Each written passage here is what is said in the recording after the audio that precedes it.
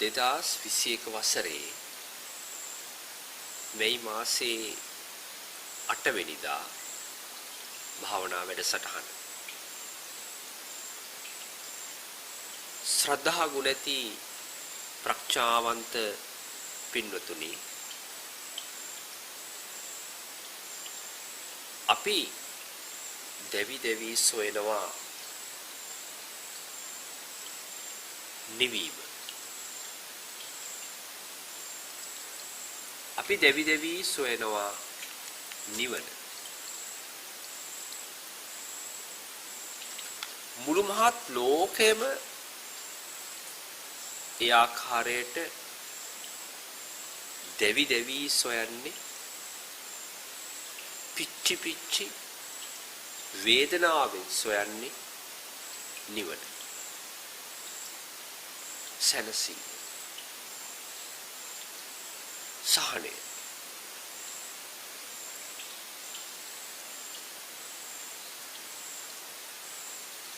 දෙවීම තියෙන්නේ තමා ළඟමයි නිවීම තියෙන්නේ තමා ළඟමයි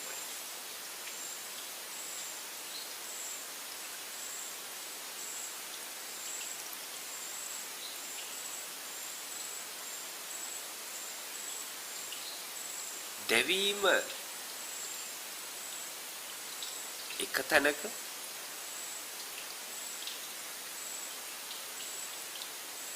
නිවීම තව තැනක නැත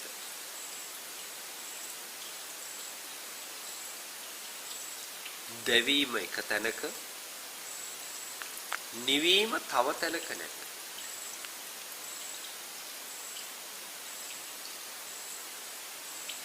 දෙවීම තියෙන්නේ කොතනද නිවීම තියෙන්නේ එතරම්යි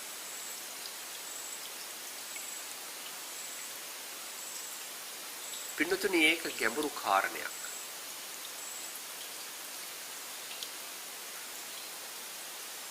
ඔබ ළඟ තියෙන ඔබේ සිතේ පවතින ස්වභාවය පිළිබඳව ඒ මතක් කිරීම සිද්ධ කළේ බලන්න ඔබේ ජීවිතයට සම්බන්ධ කරලා දෙවි නිවීම හොයනවා ඒක තමයි ලෝකේ පවතින පොදු ස්වභාවය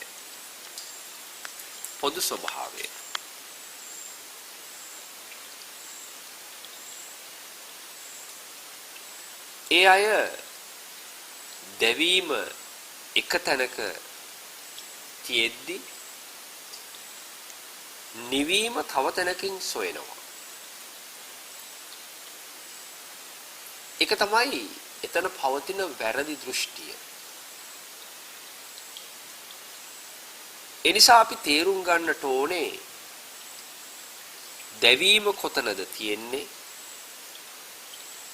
නිවීමත් එතනමයි කියන කාරණාව ඒ දැවෙන තැනම තමයි අපි නිවන මතු කරගත යුත්තේ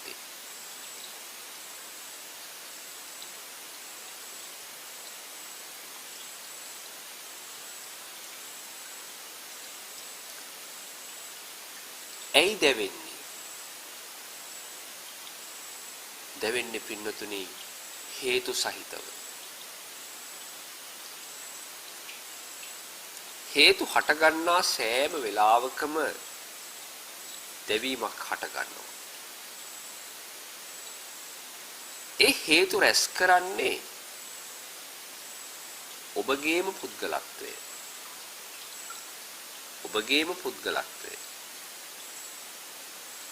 පුද්ගලත්වයෙන් තොරව හේතු රැස් වෙන්නේ නැහැ. පුද්ගලත්වයෙන් තොරව හේතු රැස්වීමක් සිද්ධ වෙන්නේ නැහැ.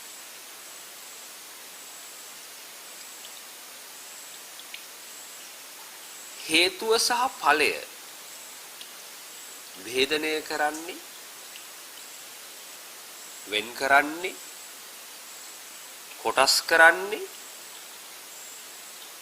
පුද්ගලත්වය. හේතු තිබෙන්නේ පුද්ගලත්වයට.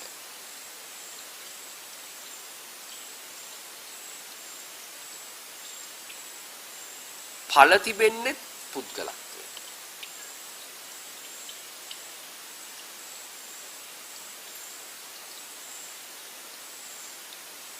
ස්වභාව ධර්මයේ තුල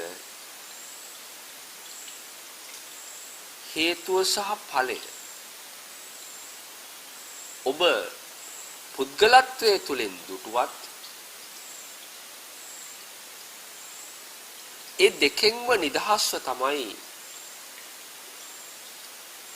ස්වභාව ධර්මයේ පවතින්නේ.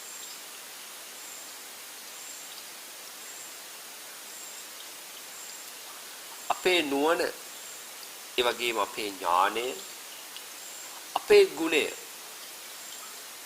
එතනටපත් කරගන්නට ඕනේ. ඒ අතිශය ගැඹුරු කාරණාව ප්‍රත්‍යක්ෂ කරගන්නට.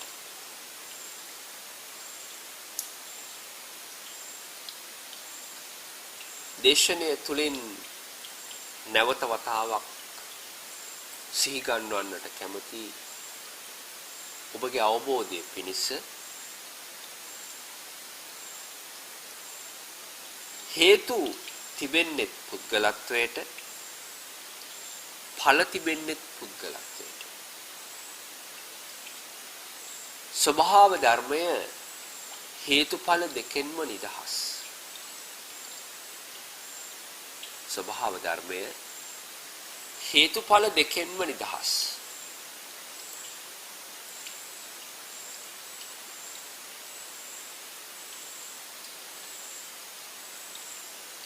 අපි තථාගත දර්ශනය තුල ජීවමාන වන්නට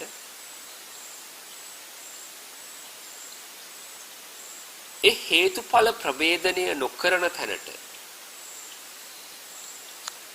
පත් වෙනවා. හේතුඵල වලින් නිදහස් වූ අවස්ථාවට පත් වෙනවා.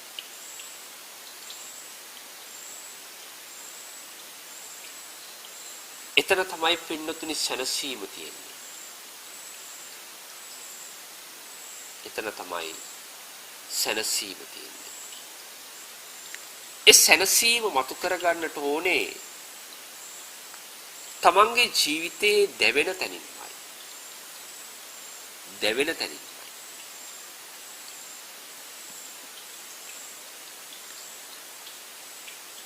දැවෙන තැන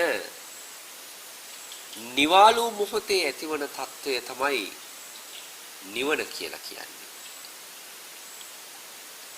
දැවෙන තැන නිවාලු මොහොතේ ඇතිවන తত্ত্বය තමයි නිවන කියලා කියන්නේ. හිතේ තියෙන බර බිමින් තිබ්බහම එතන ඇතිවන ස්වභාවය තමයි සැහැල්ලුව. හිතේ පවතින බර බිමින් තිබ්බහම එතන ඇතිවන දේ තමයි සැහැල්ලුව. පින්නතුනි දැවෙන තැනම නිවන සොයනවා නම් සොයා ගන්නට පුළුවන්. දැවෙන තැනම නිවන සොයනවා නම් දැවෙන තැන තවත් තැනක් හැටියටත් නිවෙන තැන තවත් තැනක් හැටියටත් ඔබ සොයා ගන්නට ගියොත් දෙවි දෙවි නිවන සොයන්නට සිද්ධ වෙනවා. විලෝකයේ තුල වාසය කරන සෑම පෘථග්ජන සත්වයක්ම සිද්ධ කරන්නේ දෙවි දෙවි නිවන සොයා යාම.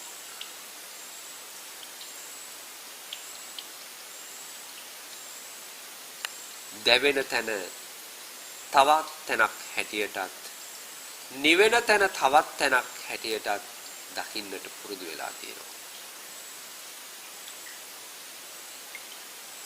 ඒ කාරණාව නැවත නැවත අවදි කරන්න. මනසින් ඒ පූර්ණ අවබෝධය ඇති කරගන්න.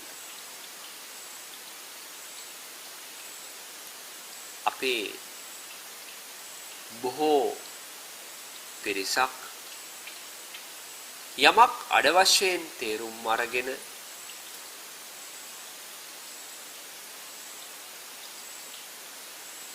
තවත් එකකට පිවිසීමේ ස්වභාවයක් තියෙනවා. අඩවශ්‍යයෙන් තේරුම් අරගෙන. ඒක හරිම දුර්වලකමක්. කිසිදු කාරණයක් නිසි ආකාරයෙන් තේරුම් නොගෙන ඊළඟ කාරණයට ගියොත් විභාගෙ ලියන දවසට විභාගෙ සමත් වෙන්නේ භාගෙට. විභාගෙ සමත් වෙන්නේ නැහැ. සෑම කාරණයක්ම හොඳින් තේරුම් අරගෙන කටයුතු කළොත් සම්පූර්ණයෙන්ම තේරුම් ගත්තොත් විභාගයේ ජය ගන්නට හැකියාවක් ලැබෙනවා.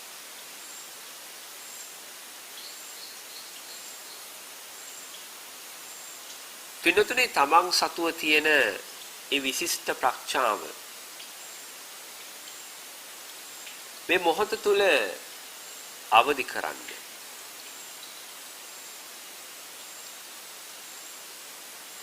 මේ ධර්ම ශ්‍රවණය තුලින් නිවීමේ ගුණය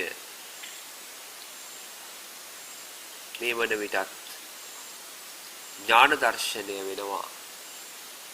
ඒ ප්‍රඥාව අවදි කරගත් පුද්ගලයාට බොහෝ ධර්මයේ ඇසූ පිරිසට ඥාන දර්ශනය වෙනවා.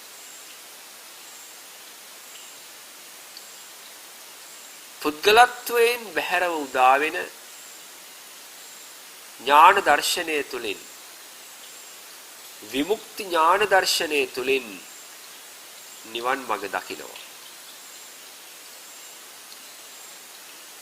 විමුක්තිය දකින්න පින්නතුනේ විමුක්තිය ඇසක් ඕනේ.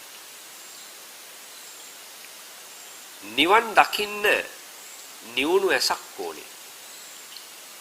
එහෙම නැතුව වෙන ක්‍රමයක් නැහැ. දෙවෙන ඇසකට නිවන දකින්න පුළුවන් කමක් නැහැ. නිවුණු ඇසකටමයි නිවන පෙනෙන්නේ.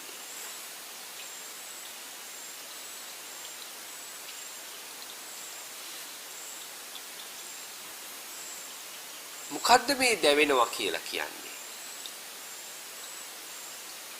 දැවෙනවා කියලා කියන්නේ තණ්හාව, තෘෂ්ණාව, අවිද්‍යාව, උපාදානය, ඒ ආදී කොට තියෙන කරුණු කාරණා. ඒ කාරණාවන් නිසා තමයි ඔබ ජීවිතය තුළ දැවෙන්නේ. පින්නතුනි මහා පුදුම සහගත නිර්මාණයක් තමයි පුද්ගලත්වයේ නිර්මාණය. පුද්ගලත්වයේ නිර්මාණය. ඒක හරිම පුදුමාකාරයි. පුද්ගලත්වයේ කියලා කියන්නේ අවිද්‍යා සහගත සංකල්පනා රාශියක එකතුවක්.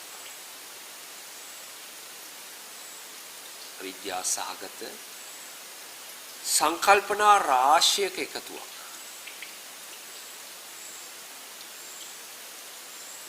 ඒ වගේම වැරදි දෘෂ්ටි ජාලාවන් රාශියක් කියලා මනාව තේරුම් කරලා දෙන්නට ඕනේ ඔබගේ ගැඹුරු ආධ්‍යාත්මයට, තමන්ගේ ඥාණයට.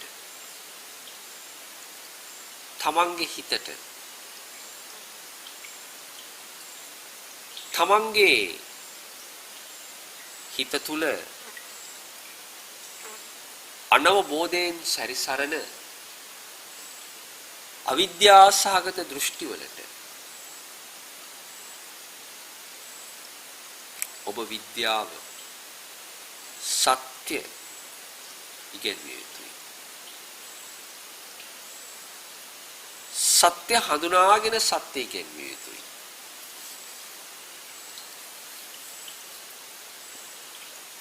එවිට සත්‍ය හමුවේ අවිද්‍යාසහගත සංකල්පනා අකුසල සහගත සංකල්පනා දුරු වෙලා යනවා.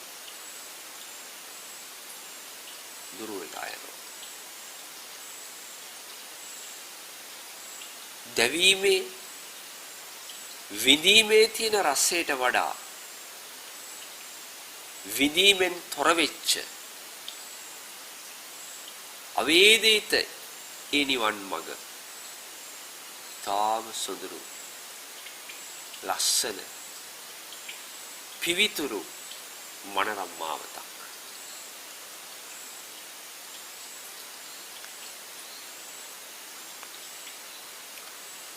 පින්නතුනි නිවන් දැකීමට දැකීම අවශ්‍ය නැත. නිවන් දැකීමට උත්සාහය අවශ්‍ය නැත. නිවන් දැකීමට පුද්ගලත්වය අවශ්‍ය නැත. නිවන් දැකීමට ඉන්ද්‍රිය අවශ්‍ය නැත. නිවන් දැකීමට ඔබගේ දැනුම අවශ්‍ය නැත. නිවන් දැකීමට ඔබවත් අවශ්‍ය නැත. එහෙම නැත්නම් මමවත් අවශ්‍ය නැත. ඔබට තේරුණාද? ඒක හොඳින් වටහා ගත්තද? ඒ කරුණ මා නැවත වතාවක් සීගන්නවන්නට කැමතියි. ඔබගේ අවබෝධය වඩාත් ඍජු වන්නට.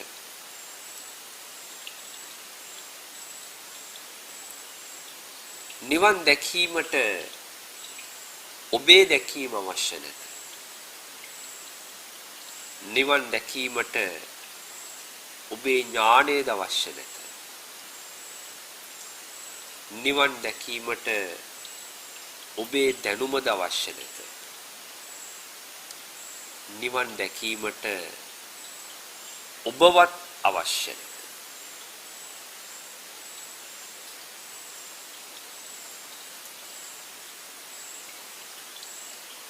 තේරුම් ගන්න. ඥානනය කරන්න. දහමේ පිහිටන්න.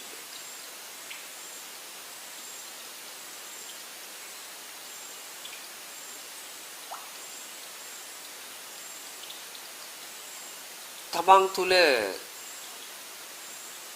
වඩා දියුණු කරගත යුතුයි නිරාමිස ගුණය. නිරාමිස ගුණය. සමහර වෙලාවට ඔබට මේ නිරාමිස ගුණය කියන කාරණාව තේරෙන්න නැති වෙන්න පුළුවන්. නිරාමිස ගුණය කියලා කියන්නේ කුමක්ද?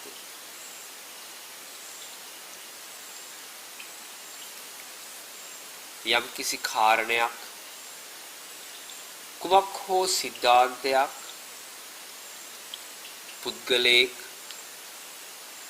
වස්තුවක් මුල් කරගෙන සිතන පතන කරන කියන තැන රැස් වෙන්නේ ආමිෂය.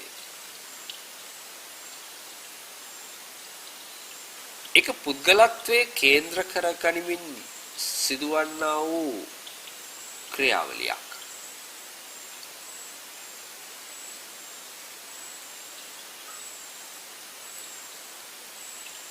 එතන පවතින ආමිෂයක්.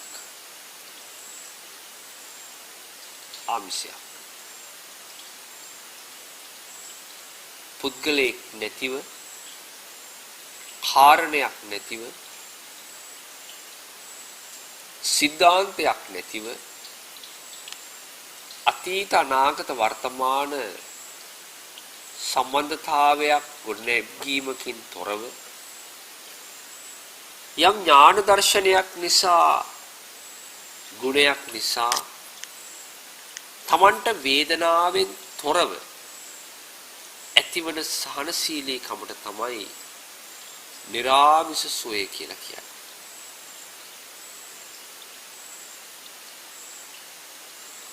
ඔබ උපන්න දවසේ ඉඳලම සංස්කාර පොදියක් කරේ තියාගෙන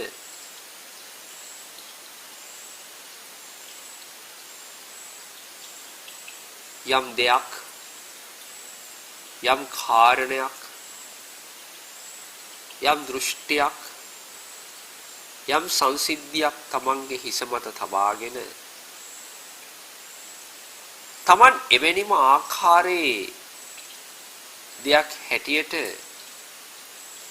නිර්වාණය ප්‍රාර්ථනා කළා.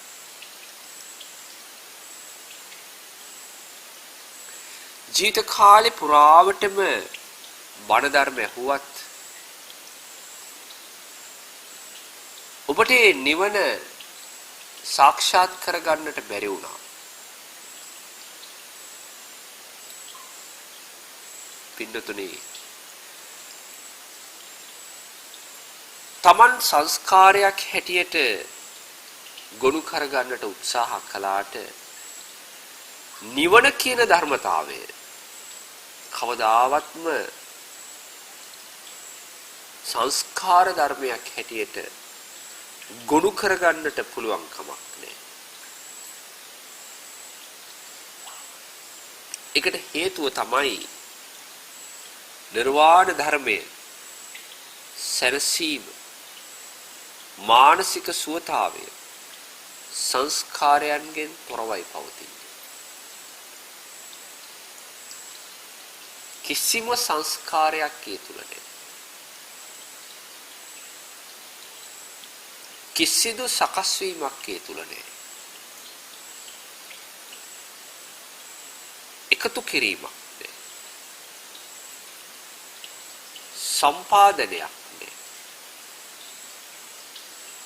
සම්පාදනය කරන්නට හේතු නිර්මාණය වීමක් නැහැ. කැඩෙන, බිඳෙන, මිය යන වස්තු ඒ තුල නැහැ. එහෙනම් ඔබ කල්පනා කරලා බලන්න, ඔබේ බුද්ධිය කුමකටද? ඔබේ මනස, ඔබේ ඥානය, ඔබේ දැනුම කුමකටද? ඒ ඔස්සේ හැම වෙලාවකදීම ඔබ ගලාගෙන යන්නේ, දිවගෙන යන්නේ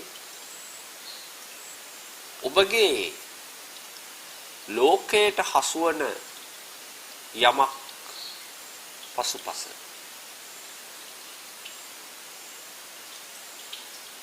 බලන්න, ඔබගේ ඥානය, ඔබගේ ප්‍රඥාව යොදවලා තියෙන්නේ මේ ලෝකයෙන් නිදහස් වන්නටද, එහෙම නැත්නම් මේ ලෝකය උපාදානය කරගන්නටද කියලා.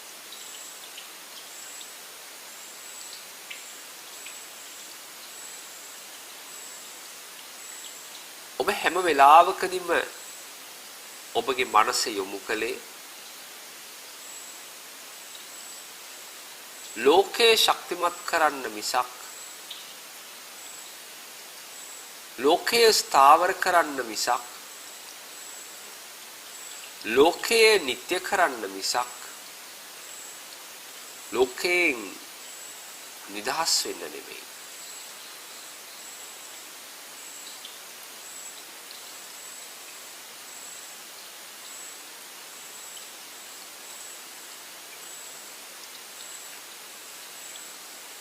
ඒ පුද්ගලත්වයේ හැම වෙලාවකදීම නිර්මාණය වෙලා තියෙන්නේ දුක් විඳින්න. දුක් විඳින්න. එහෙම නැත්නම් ලෝකයේ තුල සැපයි කියලා නම් කරගත්ත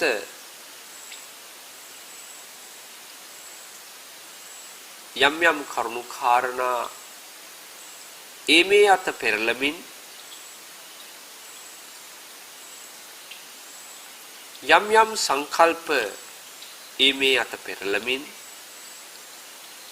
යම් යම් දෘෂ්ටි මේ අත පෙරළමින් ඇතිවන දුක් විඳින්න. ලෞකිකත්වයේ තුල සැප කියලා දෙයක් නෑ පින්නතුනේ. තියෙන්නේ දුක අවම වීමක්. සැප කියා දෙයක් නෑ ලෞකිකත්වයේ තුල. ඒක හොඳින් පරීක්ෂා කරලා බලන්න.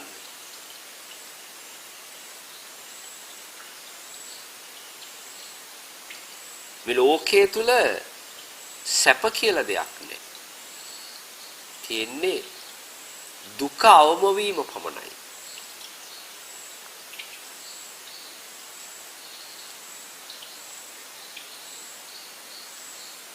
සැපක් තියෙනවා නම් ඒ සැපේ පවතින්නේ නිවන් ධර්මයේ තුල පමණයි. නිවන් ධර්මයේ තුල පමණයි. ඒක දුක අඩුවීමක්වත් අවම වීමක්වත් නෙවෙයි. දුක සදහටම නැතිවීමක්. දුකෙන් නිදහස් වීමක්.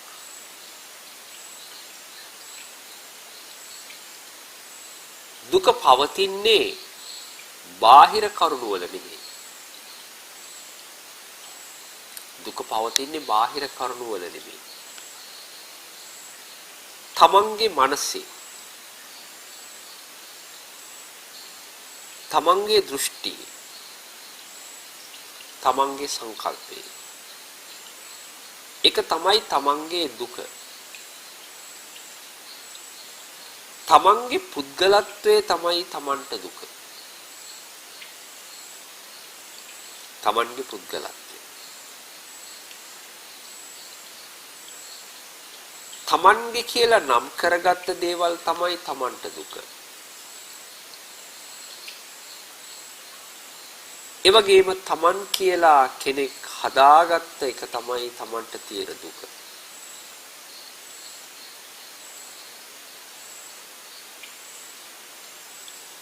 මේ සෑම කාරණයක්ම සිද්ධ කරන්නේ අනෝබෝධය නිසා.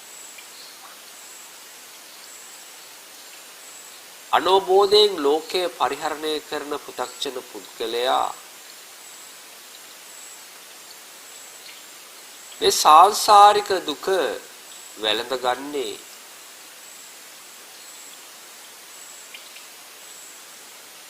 නොදැනුවත්කම නිසාමයි. ඒක අවබෝධ කරගන්නට, ඒක පැහැදිලි කරගන්නට ගැඹුරු ප්‍රඥාවක්,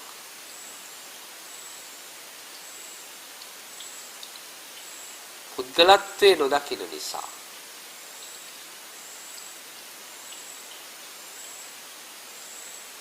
ගෙවිල යන සෑම මොහොතක් තුලම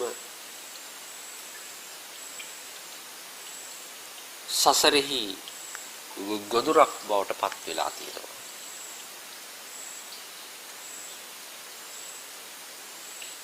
වෙනත් විදිහකින් කියනවා නම් තමන්ගේ මනසෙහිම ගොදුරක් බවට පත් වෙලා තියෙනවා. මනසේ ගොදුරක්.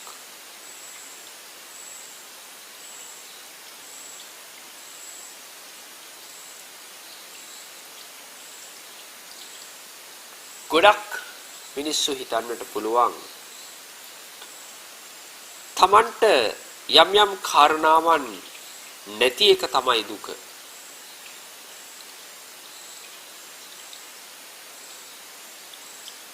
යම් යම් කාරණා නැති එක තමයි දුක.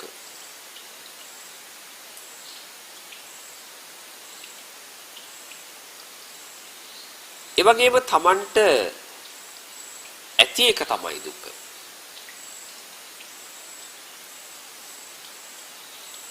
නැති නිසා නැති කියන වේදනාව හට ගන්නවා.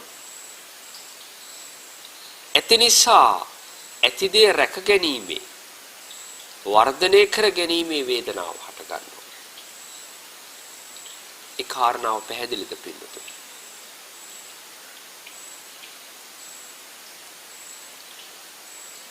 අන්නේ විදිහට තමයි දුක පවතින්නේ. නැති නිසා නැත කියන වේදනාව, ඇති නිසා ඇත කියන වේදනාව. ඒක ආරක්ෂා කර ගැනීමේ වේදනාව. ඒක වර්ධනය කර ගැනීමේ වේදනාව. කවදාවත් පෘථග්ජන මානසික තත්ත්වය තෘප්තිමත් වෙන්නේ නැහැ. අතෘප්තිකර ආශාවන් වලින් මොහොතින් මොහොත තමන්ගේ මනස පිරීලා ඉතිරිලා යනවා. ඒ නිසා දිවීමේ අඩුවක් නැහැ. වේගයේ අඩුවක් නැහැ. ලුහු බැඳීමේ අඩුවක් නැහැ.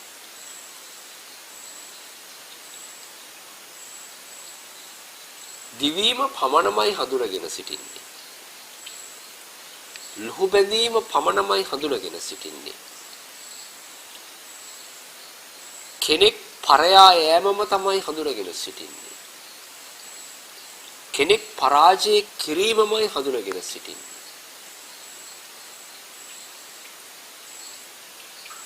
මදක් නැවතී බලන්න පින්වතුනි. ඔබ දිව යන්නේ කුමක් පසුපසද?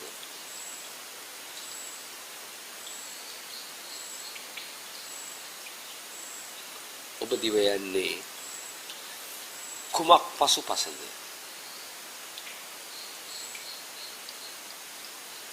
ඔබ ලුහු බඳින්නේ කුමක් පසුපසද?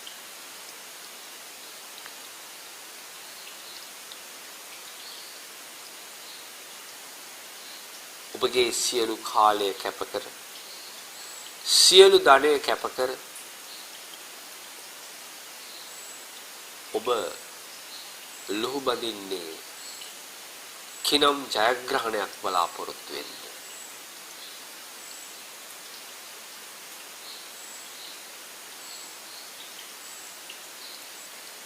දැන් ඔබට එක කාරණාවක් පැහැදිලි වෙන්නට ඕනේ. මේ පෙර දේශනා කළ ධර්මයෙන් ඔබට ප්‍රත්‍යක්ෂ වෙන්නට ඕනේ කාරණය තමයි ඔබට නිවන් දකින්න බෑ කියන කාරණාව. ඔබට නිවන් දකින්න බෑ. එහෙම නැත්නම් මට නිවන් දකින්න බෑ. මට නිවන් දකින්න බෑ. ස්ත්‍රී පුරුෂ භාවයේ ඒ ගති ලක්ෂණ ඉක්ම වෙච්ච අෂ්ටාර්ය පුද්ගල කියන පුද්ගලත්වයක් බවට පරිවර්තනය වුණොත් ඔබ මේ යථාර්ථය දකිනවා. යථාර්ථය හඳුනනවා. ඒ නිසා අයට කියනවා බුද්ධ පුත්‍රයෙක් කියලා. බුද්ධ පුත්‍රයෙක්.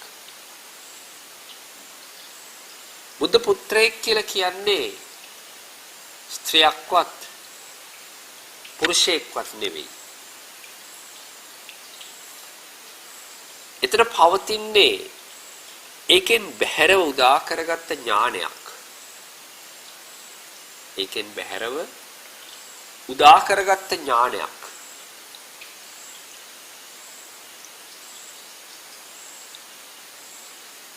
ඔබට නිවන් දකින්න බෑ කියලා දැනගත්තාම ඔබට මොකක්ද හිතෙන්නේ? ඔබට නිවන් දකින්න බෑ කියලා දැනගත්තාම ඔබට මොකද්ද හිතෙන්නේ? ඔබ නේද පින්නතුනි මෙච්චර කාලයක් නිවන හොයාගෙන ගියේ? පුද්ගලත්වයේ කේන්ද්‍ර කරගෙන නේද ඔබ මෙච්චර කාලයක් නිවන සොයාගෙන ගියේ?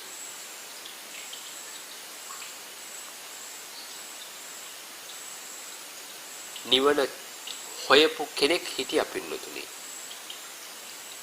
නිවන හොයපු කෙනෙක් හිටියා. නිවන දකින්න කෙනෙක් හිටියා.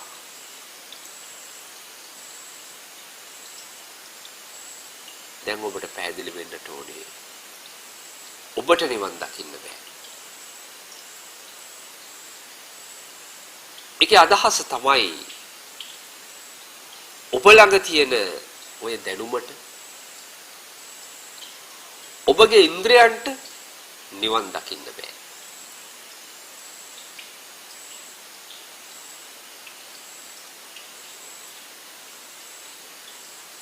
ඔබ ළඟ තියෙන දැනුමට ඔබ ළඟ තියෙන ඉන්ද්‍රයන්ට නිවන් දකින්න බෑ.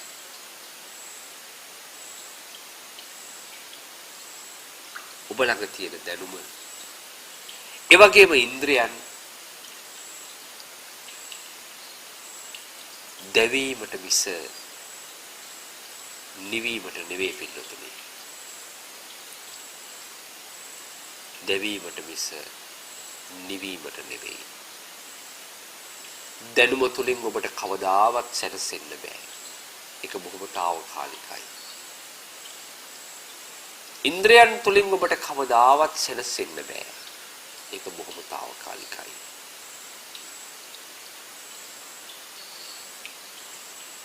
නිවන් මගට ඔබගෙන් සත පහක වටිනාකමක් නැත. නිවන් මගට ඔබගෙන් සත පහක වටිනාකමක් නැත.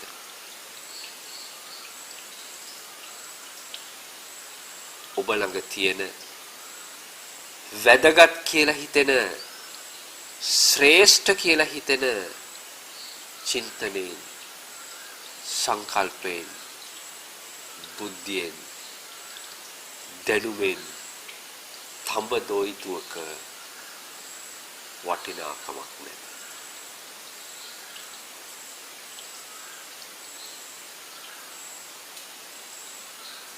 පුද්ගලත්වයේ තරම්ම නිස්සාරයි. පුද්ගලත්වයේ බැමි ඊතරම්ම නිස්සාරයි. ඊතරම්ම අනවබෝධිතයි.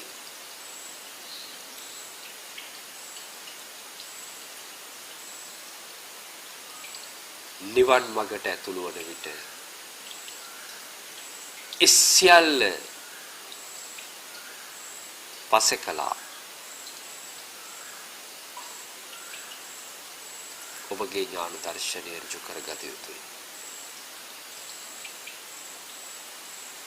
ඉස්සියල්ල පසෙකලා